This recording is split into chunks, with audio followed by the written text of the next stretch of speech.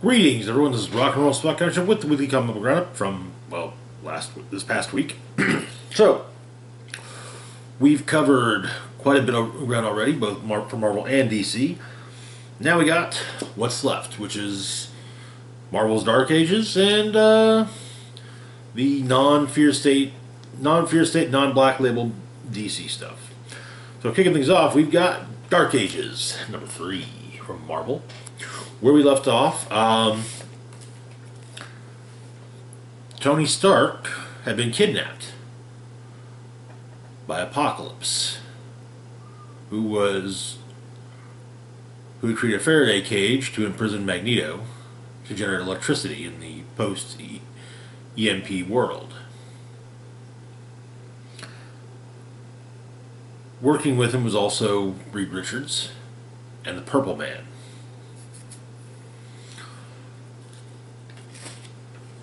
So the issue begins. Some of the kids are having a tea party with Luke Cage, Spider-Man, and Human Torch there as well. In fact, Human Torch is, cooking the tea.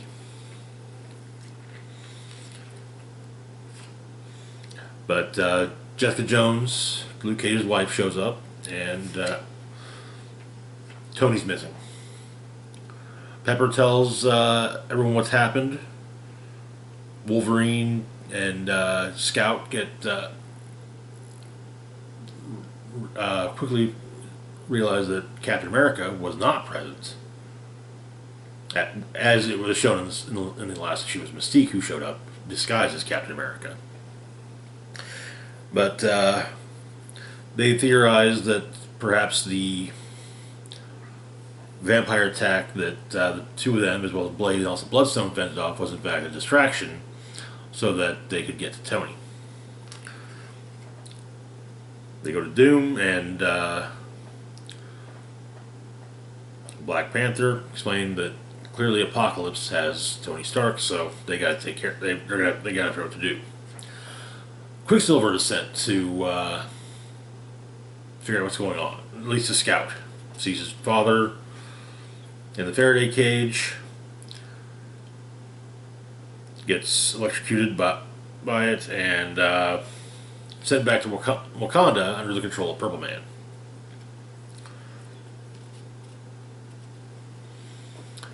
He returns and promptly attacks those present, including Okoye, snapping her neck,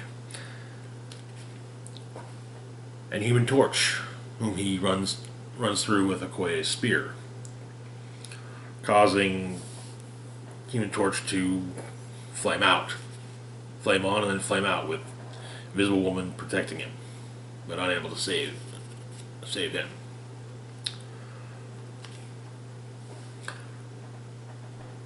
Pietro is stopped by Jean Grey, and Purple Man's influence is removed. He's told, "Hey, this wasn't your fault." You know, Jessica Jones, having been controlled by Purple Man previously, knows that it wasn't his fault. And Pietro passes along what information he's got, that Magneto's in a Faraday cage, working with Apocalypse is also Hank McCoy, Dr. Octopus, Ironheart, and Reed Richards. Apparently, they say that the strike force would be ready to invade Europe the very next morning, though not all of them will be returning. Apocalypse figures this is Retribution is en route, and we discover that. So they haven't stated definitively. We know it's Miles with a symbiote. I think it's actually Miles with two symbiotes, Venom and Carnage, as Apocalypse refers to the group as the three of them. But that is where the issue ends, and this is such a great series. It Yeah, I'm loving it. I'm absolutely loving it. I'm eagerly awaiting the next issue already. But moving on to our next book, we got Blue and Gold #4. Where we left off, Blue and Gold Restoration managed to get a backer, an old friend of Booster and Beatles, by the name of Maxine, I believe, or an old friend of Booster and Beatles, but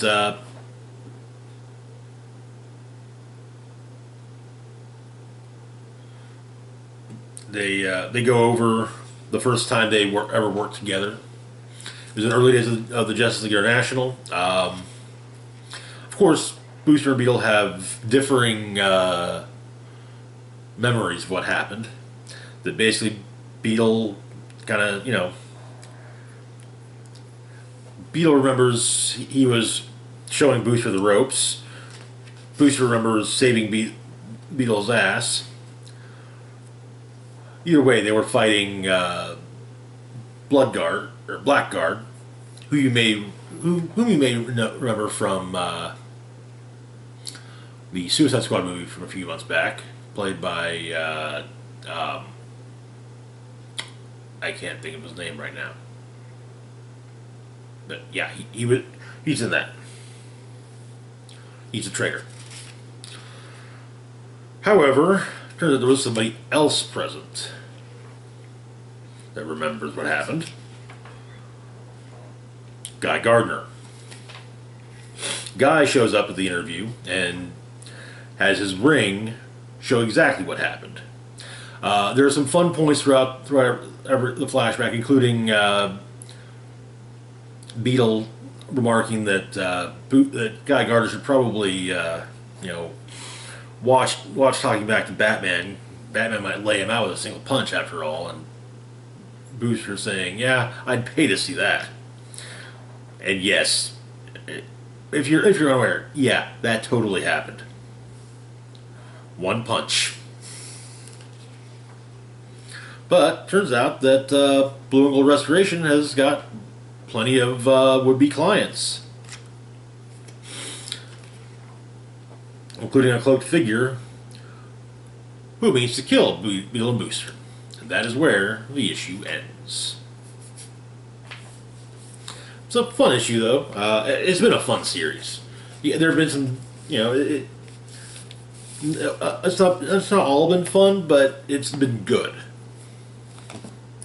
Moving on to our next book, we've got Justice League number 69. Nice. So where we left off, somebody was trying to kill Lois Lane's brother, an operative of a former spy who I think currently is without an agency. It appeared to be Deathstroke, but it turned out to not be Deathstroke. Rather, a lot of people disguising themselves as Deathstroke. 3 of them were captured by the League. Apparently, one of them is willing to spill the beans. The rest is like, nope, not getting a word from me. So, the combined forces of Checkmate and League interrogate the one who's willing. Try to interrogate them. The one that was willing to talk passed out, escaped, and the League went after him, but the car he escaped in was destroyed by an unseen force. This unseen force then takes on Superman rather promptly, but the others are being held, and so Queen Hippolyta goes back to Paradise Island and grabs the lasso of truth to ask one of the survivors what happened, or who was behind all this. Apparently, he had only really just joined the organization. Didn't know who was doesn't know who's in charge yet. He hasn't earned that degree of information. But questions are asked of various accomplices, and they seem to get have all manner of conflicting reports. Possibly the Royal Flush Gang even being involved. But with the possible inclusion of the Royal Flush Gang points more towards a long con type of thing. Though not everyone's entirely buying this because it's a Royal Flush Gang. They're not a long game type. They're a smash and grab type. I admittedly, yes, they go to smash and grab something that will allow them to, retire well for a while, but still, But the issue ends, or the A story, I should say, ends with Kellex informing the League that somehow the Fortress of Solitude has been stolen. In our B story, Justice League Dark and Night Reborn, Justice League Dark has been trying to stop Merlin, who has managed to make it to Atlantis, and basically the JLD gave him everything he needed, and he summoned forth the Upside Down Man, in part through Zatanna. So the Justice League Dark, with the help of Aquaman, do what they can to try to, defeat Merlin, but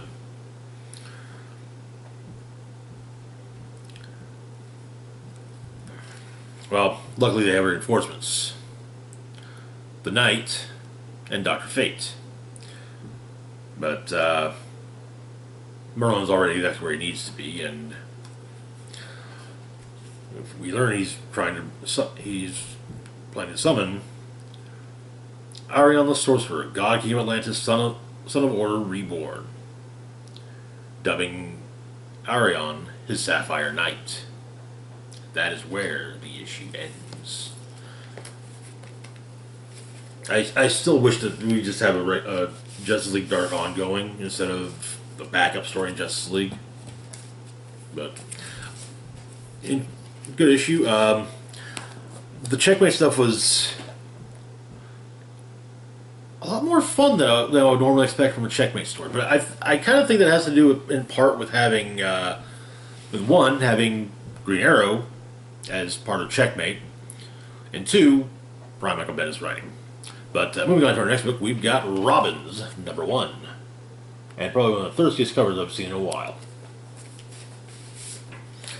So, Robins #1 is beginning a mini-series focusing on the Robins. But we open with explanation. There are tons of robins' nests in Gotham, but there's an explosion at the park, and someone walks away with one of the robins. In Bloodhaven, a cult who appears to the devotees of anarchy. They appear to be actually, modeled after the late anti-hero-ish character, Anarchy. And they mean to set up a bomb in Bloodhaven. But Nightwing shows up, as does Spoiler, as well as Red Robin and Red Hood. They take down the cultists. They manage to stop the bomb. One of the leaders does get blown up, and because of Jason's actions. But they go back to Dick Grayson's place, family time. And they're talking.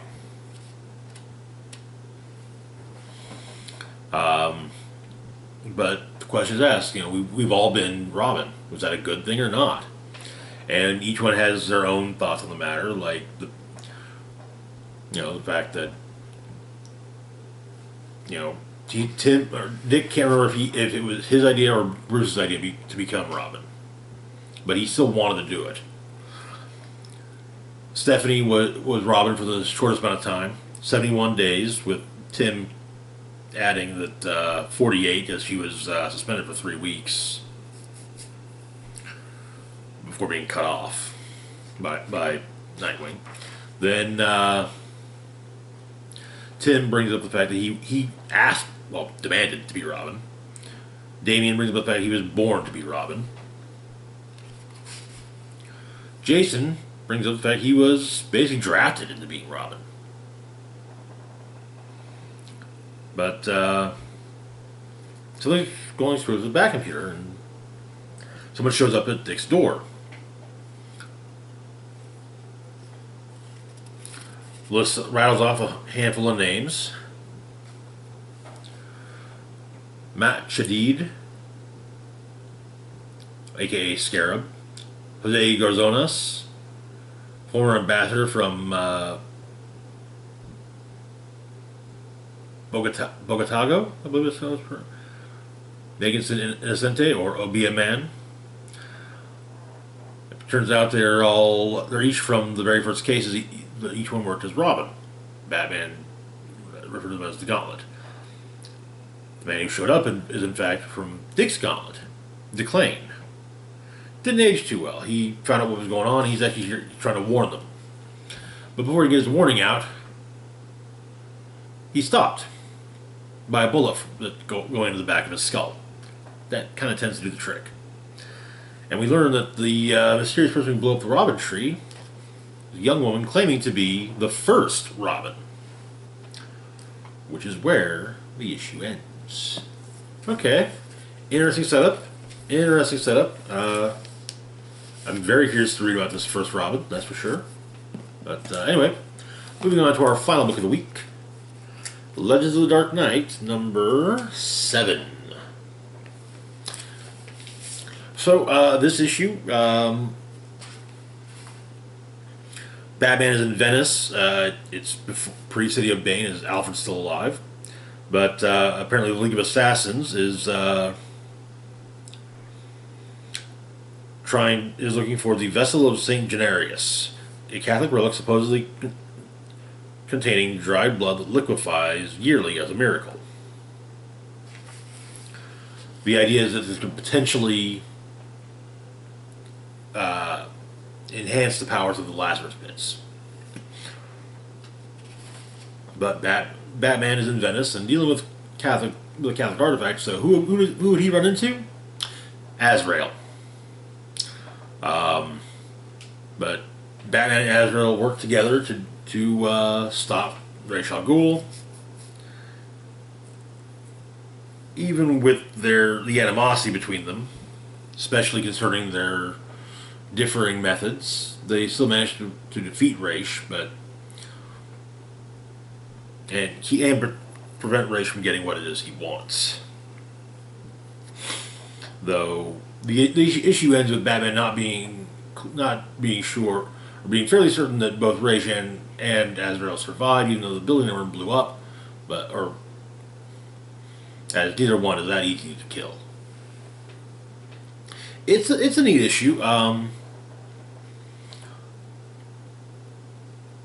I think this is actually the first time I've ever seen a Batman story that had both Azrael and Ra's together, no less. Not working together, but because I don't think that during Nightfall, when Azrael was Batman, I don't believe that he ever encountered Ra's during that.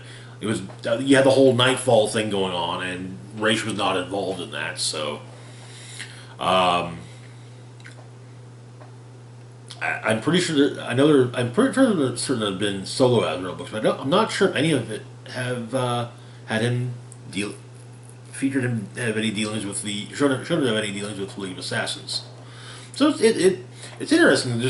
I thought it was interesting to see two characters who never really interact, at least that I know of. But yeah, anyway, that's it for now. As always, feel free to like, share, and subscribe. Links to my Facebook, Twitter, Patreon, and PayPal can be found in the description box down below. Some quick scheduling notes for this week because of the holiday. Yes, this week's roundup will be delayed as well. I'm aiming for Saturday. We'll see.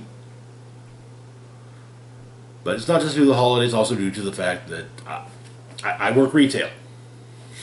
Well, yeah. If you know, you know. Also, tomorrow night though we should be having a building a team, and on Friday, fingers crossed, plan is to put up a review of the new Resident Evil movie, Welcome to Raccoon City, which is apparently a complete reboot of the film franchise. Looks to be more closer in theme to the video games. We'll see. Anyway, this is Rock and Roll Spock signing off, saying, live long and rock hard. Also, if it ends up going up later, if really ends up going up later than initially planned, happy Thanksgiving, everybody.